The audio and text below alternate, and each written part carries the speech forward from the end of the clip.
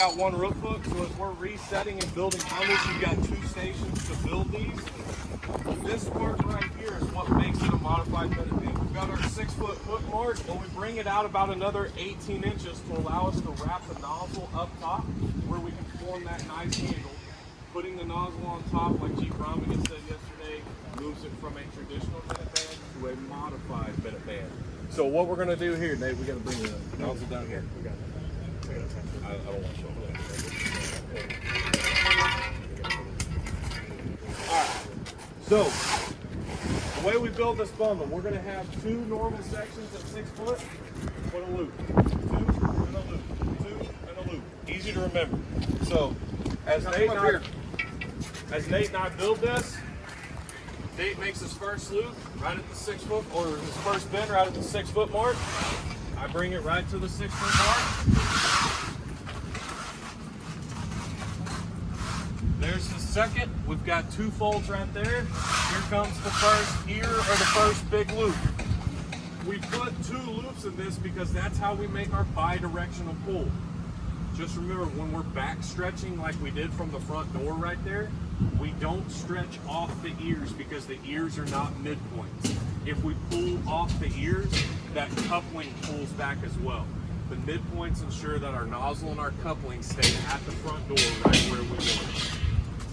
So Nate makes his loop. I stay flush up here the entire time. When we get to the coupling,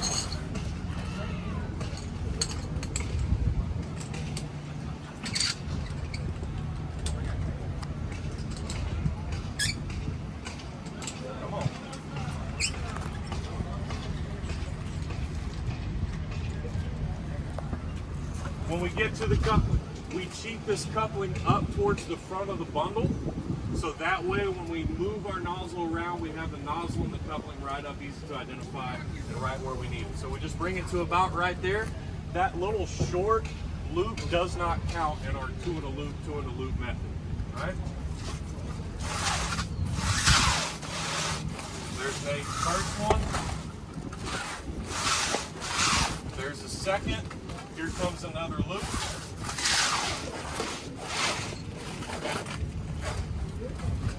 And we just finished out building the bundle. We'll leave this section out a little bit when we go to bundle it, so that way we have a nice width. Remember, we want a little bit of section that when we pull it out of the hose bed, that gives us the ability to reach back, identify where it breaks, break that coupling. If you tuck these in too tight, it's going to be up on your shoulder. You'll have to drop the bundle before you can identify where the break is to make the break. All right?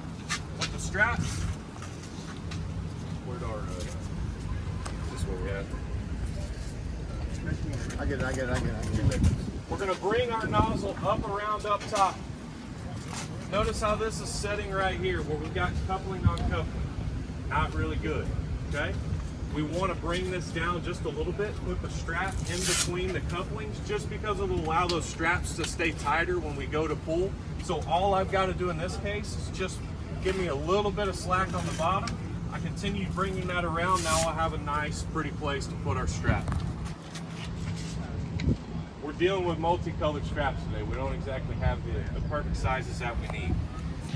With this green Eco 10 hose, really thin stuff, these red straps will work okay. When you get into that orange thick combat ready stuff, use the greens because the reds will be too short, all right? And on your nozzle sections, you're pretty much always gonna need a green today, just since we have a little bit more thickness with that coupling. As we go to put these straps on, you just lift the bundle up. We want the tab toward us. I'm gonna take this around. If you use straps on your bundles right now, this blew my mind the first time I ever saw it. So please take a look at this. Tuck your strap in, push against it, pull the tab straight towards you, flat on the ground. Wow. How many of y'all do the like patty cake method and yeah. 8 years of my life, just of my career. Changed in a minute, right? Rocket science right there. Right. If you